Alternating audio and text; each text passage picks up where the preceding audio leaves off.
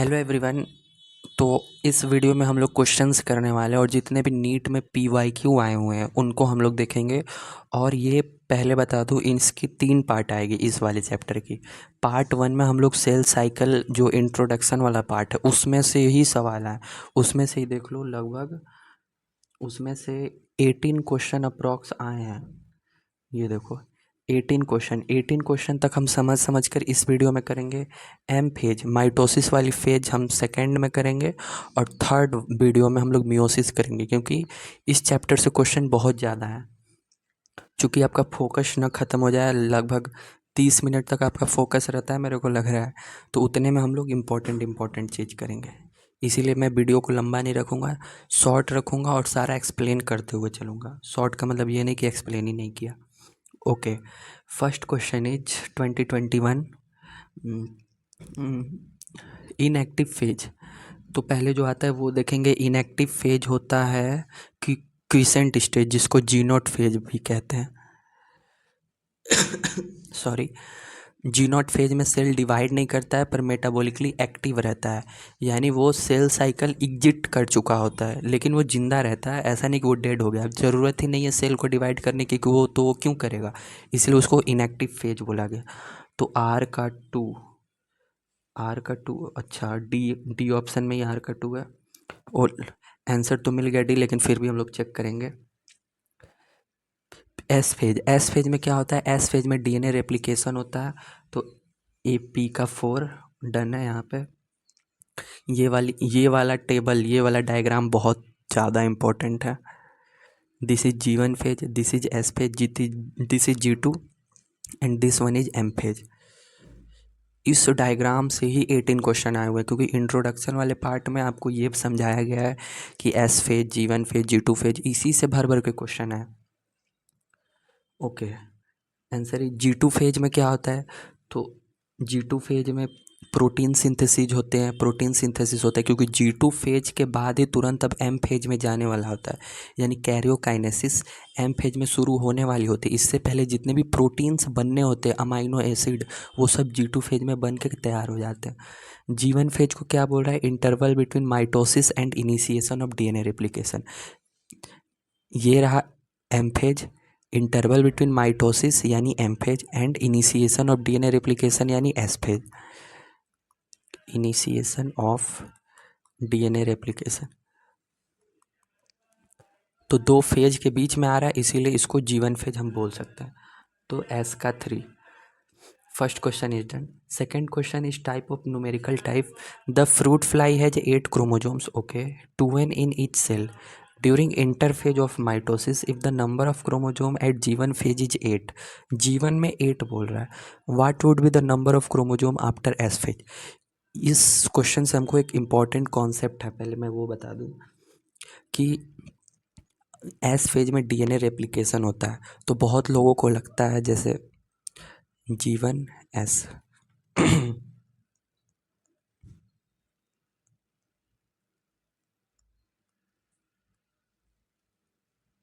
अगर G1 में number of chromosomes 2n है तो एस फेज में भी नंबर ऑफ़ क्रोमोजोम्स 2n ही रहेंगे। तो अभी आपने बताया कि DNA रेप्लिकेट होता है, तो नंबर चेंज नहीं होता। अगर कोई चीज़ रेप्लिकेट हो रही है तो उसका अमाउंट दुगना हो रहा है। तो अगर आप बोलोगे अमाउंट ऑफ क्रोमोजोम्स 2C से 4C हो जाती है। तो ये मेन डिफरेंस है G1 और S में। G1 में नंबर ऑफ़ क्रोमोजोम्स कोई चेंज नहीं होता। अगर अगर यहाँ पे 46 क्रोमोजोम्स है तो यहाँ पे भी 46 हो जाएंगे। अगर 46 से 92 हो जाएंगे तब प्रॉब्लम है। अगर यहाँ पे 2C है तो 4C हो जाएगा, अमाउंट डबल हुआ, तभी जब एम फेज में ये डिवाइड करेगा तो 4C से वापस 2C हो जाएगा। तो क्या बोला, what is the number of chromosomes? तो नंबर ऑफ़ क्रोमोजोम्स यहाँ पे भी 8 हैं, तो एस फेज के बाद भी 8 ही रहेंगे। The centriole undergoes duplication during. Centriole S phase में डुप्लीकेशन में जाता है जब DNA रेप्लिकेशन होता है। तो this is just data.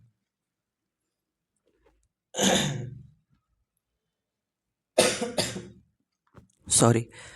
Fourth question is identify the correct statement with regard to G1 phase of interphase. G1 के रिलेटेड हमको स्टेटमेंट ढूंढना है। डीएनए सिंथेसिस और रेप्लिकेशन टेक्स प्लेस, नो, ये तो एस फेज में होता है। Reorganisation of all cell component takes place, okay, देखते हैं। करेक्ट बोला है, रीऑर्गेनाइजेशन नहीं, ये गलत है। सेल कंपोनेंट जीवन में डिसअपियर होने लगते हैं। Cell is metabolically active, grows but does not replicate its DNA, लग रहा है। न्यूक्लियर डिवीजन टेक्स प्लेस ना, न्यूक्लियर डिवीजन जीवन फेज में नहीं होता, न्यूक्लियर डिवीजन तो एम फेज में होता है।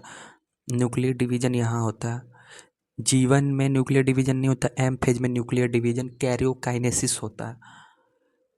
इस क्वेश्चन को देखते हैं, तो 4 तो नहीं होगा, डीएनए सिंथेसिस ए भी नहीं होगा, डी भी नहीं होगा, बी भी नहीं होगा, आंसर होगा सी। सेल तो एक्टिव रहता है, मेटाबॉलिकली एक्टिव, ग्रो भी करता है, लेकिन डीएनए इसके बाद वाली फेज में रेप्लिकेट होता है। और रीऑर्गेनाइजेशन सेल कंपोनेंट्स का जीवन में नहीं होता है, okay. Some dividing cells exit the cell cycle and enter vegetative inactive stage, this is called quiescent stage G naught, this process occurs at the end of. ये बोल रहा है कि जो जी नॉट फेज है, जी नॉट फेज किसके बाद आता है, तो फिर से सेल साइकिल वाला डायग्राम बनाएंगे। ये हो गया एम फेज, ये हो गया जीवन, this one is S and this one is G2। तो आपको पता होगा कि जीवन फेज के बाद यहाँ पे एक जी नॉट फेज आता है, क्योंकि एम फेज में अगर 2 सेल बन गया, 2 सेल यहाँ पे ग्रो कर गया, अब अगर ज़रूरत होगी तो डीएनए रेप्लिकेट करेगा, अगर उसका नीयत होगी कि हमको आगे चल के डिवाइड करना है तो वो डीएनए रेप्लिकेट करेगा। अब उसको डिवाइड ही नहीं करना है तो अननेसेसरीली डीएनए रेप्लिकेट वो नहीं करेगा, इसीलिए वो जीवन से जी नॉट फेज में जंप कर जाएगा। इस पे बहुत क्वेश्चन आया हुआ है। तो एट द एंड ऑफ, तो जीवन फेज के एंड पे जी नॉट फेज आता है, और जी नॉट फेज में सेल एक्टिव रहता है लेकिन डिवाइड नहीं करता, मतलब वो जिंदा है पर वो डिवाइड नहीं कर रहा। अब सेल है तो डिवाइड ही करेगा, ये तो ज़रूरी नहीं। हमारे हाथ के सेल है, जब यहाँ पे चोट लगेगी, ज़रूरत होगा तब तो वो डिवाइड करेगा, नहीं तो जी नॉट फेज में इनएक्टिव स्टेज में पड़ा रहेगा लेकिन वो डेड नहीं होगा।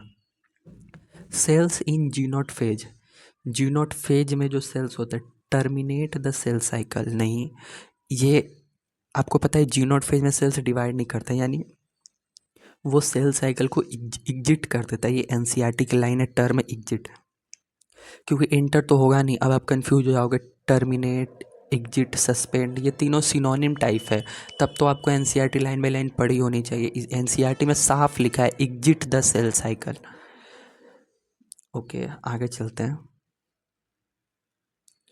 The correct sequence of phases of cell cycle is, तो करेक्ट सीक्वेंस जीवन से शुरू होगा, पहले जीवन में ग्रो करेगा, एस में डीएनए रेप्लिकेट होगा, फिर G2 और M।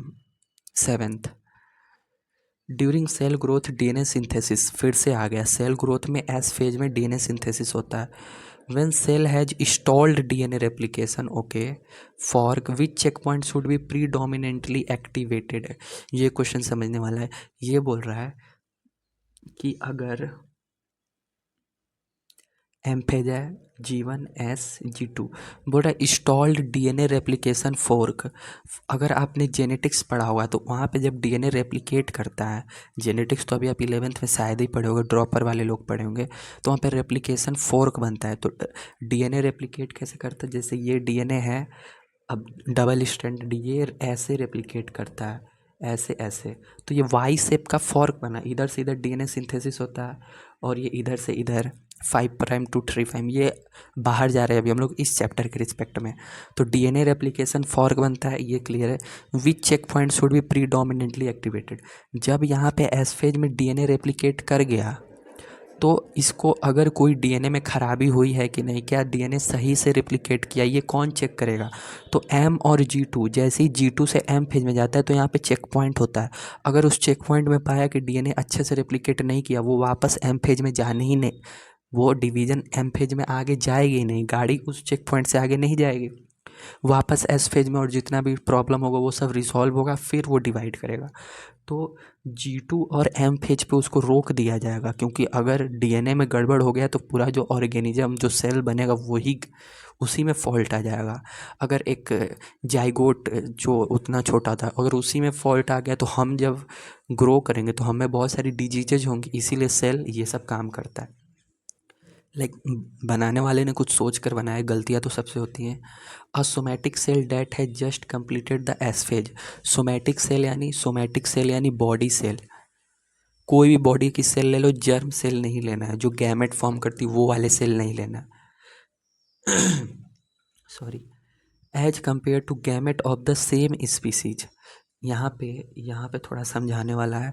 बहुत लोग अभी हमने बताया कि क्रोमोजोम नंबर नहीं बदलता है, तो 4 times the number of chromosome नहीं, twice the number of chromosome नहीं। कई लोग करेंगे same number of chromosome but twice. बहुत लोगों ने ये मार्क किया होगा पर ये भी गलत है। मैं बता रहा हूँ क्यों, क्योंकि यहाँ पे कंपेयर करने को बोला है।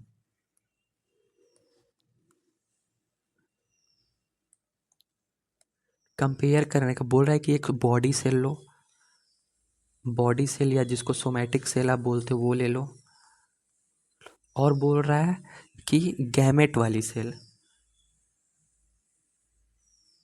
तो बॉडी सेल में नंबर ऑफ क्रोमोजोम 2n रहते हैं और गैमेट में तो नंबर ऑफ क्रोमोजोम n रहते हैं। लाइक गैमेट में 1 पेयर ऑफ क्रोमोजोम्स होते हैं। तो तो मैं बता रहा था कि अगर अगर पहले से 2n है और बाद में n है, और ये कहाँ की बात हो रही है, ये जीवन फेज की बात हो रही है। एस फेज में आते ही ये 2n से तो 2n ही रहेगा। एस फेज में नंबर ऑफ क्रोमोजोम्स नहीं बदलते। Okay what, somatic cell just S phase, तो एस फेज में 2n से 2n ही रहेगा और ये n का n ही रहेगा। लेकिन जो अमाउंट होगा, अमाउंट यहाँ पे अगर 2c होगा तो एस फेज में आके 4c हो जाएगा। अगर यहाँ पे c होगा तो यहाँ पे 2c हो जाएगा। डन है। तो यहाँ पे देखो आप, यहाँ पे एस फेज को कंपेयर करने को बोल रहा है। The just completed the S phase, तो एस फेज में अगर क्रोमोजोम नंबर दोगुना है, क्योंकि यहाँ पे हम बॉडी सेल और बॉडी सेल का कंपैरिजन नहीं कर रहे हैं, यहाँ पे गैमेट का कर रहे हैं। गैमेट में 1 पेयर होता है, 1 पेयर नहीं, केवल 23 क्रोमोजोम, मतलब एक पेयर का एक। और जो बॉडी सेल उसमें एक पेयर होता है यानी 46 क्रोमोजोम। तो यहाँ पे डबल होगा और यहाँ पे सिंगल, तो twice the number of chromosomes, यहाँ तक तो सही है। And 4 times the amount of DNA, 4 times. Okay, यहाँ पे सी है तो यहाँ पे भी सी होगा, तो सी से यहाँ पे 4c हो जाएगा। सॉरी मैंने यहाँ पे गलती कर दिया था। तो 4 times the amount of DNA, D नहीं होगा यहाँ पे, ए होगा। देखने वाली बात। During which phase of cell cycle amount of DNA in a cell remains at 4c level if the initial amount is denoted at 2c। Amount of DNA 4c में रहेगा if the initial amount 2c है। तो G1 S G2, तो G1 में रहेगा क्या बोल रहा है, इनिशियल अमाउंट 2c लिया है तो 2c G1 में हो जाएगा, 4c G2 में भी 4c ही रहेगा। एम फेज में वापस 2c के 2 सेल बन जाएंगे। तो G1 तो S और G2 तो S ओनली G2, क्योंकि S और G2 का कोई पेयर दिया नहीं है। In S phase of the cell cycle, फिर से आ गया एस फेज, कहाँ गया answer. Amount of DNA is reduce to half नहीं, क्रोमोजोम नंबर इंक्रीज, नंबर में कोई चेंज नहीं होता है। Amount of DNA remain same, amount बोल रहा है, अमाउंट तो डबल होता है। Amount of DNA doubles in each cell. Easy. Third one, ये डायग्राम से क्वेश्चन आया, मैं यहीं पे मार्क कर दूंगा 2009। गिवन विलो, तो बोल रहा है कि अच्छा ए बी सी डी करके दिया, हमको बताना है क्या है। तो पहले तो ये है माइटोसिस, तो जो ए है, ए यहाँ पे हो रहा है कैरियोकाइनेसिस। कैरियोकाइनेसिस कैरियोकाइनेसिस के बाद साइटोकाइनेसिस होगा। पहले न्यूक्लियस डिवाइड करेगा फिर सेल डिवाइड करेगा। फिर ये वाला हो गया जीवन फेज, डी डी हो गया S phase, and this one is G2 phase. अच्छा अंदर का भी ये वाला पार्ट, इसको हम 1 मानेंगे, इसको 2, बी दिया है और 4 मान लो। ओके, तो 1 हो जाएगा, पहला फेज होता है प्रोफेज, सेकेंड होता है metaphase, prophase metaphase anaphase, anaphase जिसको ये बी डिनोट किया है, तो बी हो जाएगा anaphase and fourth one is telophase. Telophase के बाद साइटोकाइनेसिस शुरू हो जाती है। तो यहाँ पे चेक करना है कि करेक्ट बोल रहा है, तो बी तो है एनाफेज, बी को मेटाफेज बोला है, गलत। ए को साइटोकाइनेसिस, देखो यहाँ पे कंफ्यूज किया है, ए कैरियोकाइनेसिस है, गलत। डी को सिंथेटिक फेज, एस फेज को, एस का मतलब ही होता है सिंथेटिक, सही है। सी को कैरियोकाइनेसिस, नहीं, ये ए और सी को उल्टा नाम रखा है, डन है। 5 more to go for this video. At which stage of cell, sorry ये थोड़ा सा ब्लर है, मैंने मोबाइल से फ़ोटो लिया, तो अब मैं कहाँ से PDF लाऊँ प्रिंटेड, मेरे पास बुक्स थी 38 ईयर PYQ वाली, उसी से डायरेक्ट मैंने फ़ोटो ले लिया। At which stage of the cell cycle are histone protein synthesized in a eukaryotic cell? Histone protein किस में सिंथेसाइज होते हैं? तो एस फेज के दौरान सेंट्रियोल सिंथेसाइज होता है, DNA रेप्लिकेट होता है, और हिस्टोन प्रोटीन भी उसी समय बनते हैं। बेसिकली हिस्टोन प्रोटीन होता क्या है? हिस्टोन प्रोटीन एक बेसिक प्रोटीन होता है। जो लोग जेनेटिक्स पढ़ोगे उनके लिए ईजी होगा, आप लोग पढ़ लोगे कुछ साल बाद, 1 साल बाद। तो हिस्टोन प्रोटीन के चारों तरफ ऐसे DNA गोल गोल गोल गोल रैप्ड रहता है, तो DNA बन रहा है तो हिस्टोन प्रोटीन भी बनेगा ही। मॉलिकुलर बेसिस ऑफ इनहेरिटेंस में ये क्लियर हो जाएगा। In somatic cell cycle, in somatic cell cycle, somatic यानी बॉडी वाले सेल साइकिल, जर्म की बात नहीं कर रहा है, यानी ये माइटोसिस की बात कर रहा है। तो G1 phase DNA content is double the amount of DNA present in the original cell. G1 phase में डबल नहीं होता है, G2 फेज में। यहाँ पे अगर G2 फेज कर दो तो ये आंसर सही हो जाएगा। DNA replication takes place in S phase, ये again PYQ। Short interphase is followed by a long mitotic phase, नहीं। G2 phase follows mitotic phase, ये वाली लाइन बहुत लोगों ने ये वाली लाइन मार करके आया होगा 2004 में, क्योंकि इन लोगों की इंग्लिश कमज़ोर है। बोल रहा है, मतलब ऐसे बुरा नहीं लेना, क्योंकि ये इंग्लिश मेरे को भी कंफ्यूज किया था। G2 फेज, ऐसा लगेगा कि G2 फेज के बाद माइटोटिक फेज तो ये आएगा, नहीं। फॉलोज का मतलब होता है उसके बाद, यानी माइटोसिस के बाद क्या G2 आएगा, ऐसे पढ़ो उल्टा। माइटोसिस के बाद G2 नहीं, G1 आता है, यहाँ पे होना चाहिए G2 phase follows S phase. उनको तो पता है कि तुम लोग कॉन्सेप्ट सीख के गए हो, इसीलिए उन लोगों ने इंग्लिश में इस क्वेश्चन में खेला कि इंग्लिश ही ऐसे कर दो कि बच्चों को समझ में ना आए और क्वेश्चन गलत हो जाए। तो डी नहीं होगा, बी होगा, क्योंकि वैसे भी DNA रेप्लिकेशन तो एस फेज में ही होता है। ये क्वेश्चन बनता है इस वाले लाइन से, इस वाले ऑप्शन से एक अलग क्वेश्चन बना देते हैं टेस्ट सीरीज में, क्या G2 phase follows mitotic phase, तो सबको लगेगा फॉलो यानी G2 के बाद माइटोटिक, नहीं, उन्होंने गलत इंग्लिश को इंटरप्रेट किया, ये लाइन कुछ और बोलना चाह रहा है। 16(1) in which stage of cell cycle DNA replication occurs, again DNA replication S phase. Which typical stage is known for DNA replication? Again, S phase. Somatic cell cycle DNA synthesis takes place in S phase. ये 1994, 1996, 2000, ये सब PYQ है। मैं अपने से आसान आसान नहीं लेके आया हूँ, बोलोगे कि आसान आसान लेके आया, कोई आसान आसान नहीं लेके आऊँ। M फेज से हम लोग नेक्स्ट वीडियो में करेंगे। 20 मिनट की वीडियो बन गई, अगला वीडियो भी 20-20 मिनट में, ऐसा करके 1 घंटे में इस चैप्टर की PYQ कर लेंगे। कोई डाउट होगा तो ज़रूर बोलना और सजेशन भी देना। और अभी मैं ये वीडियो रिकॉर्ड कर रहा हूँ तो अभी मेरे पास 1 सब्सक्राइबर है, वो भी जो कि मैं खुद हूँ। Thank you.